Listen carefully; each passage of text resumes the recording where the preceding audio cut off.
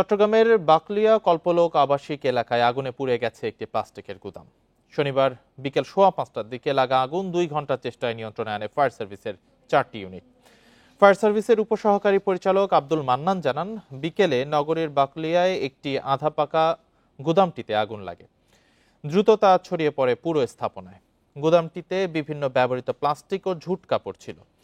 পরে ফায়ার সার্ভিসের 4টি ইউনিট ঘটনাস্থল গিয়ে 2 ঘন্টার চেষ্টায় আগুন নিয়ন্ত্রণে আনে। তবে কোনো হতাহতের ঘটনা ঘটেনি। আগুনের সূত্রপাত ও ক্ষয়ক্ষতি নিয়ে এখনো জানা যায়নি।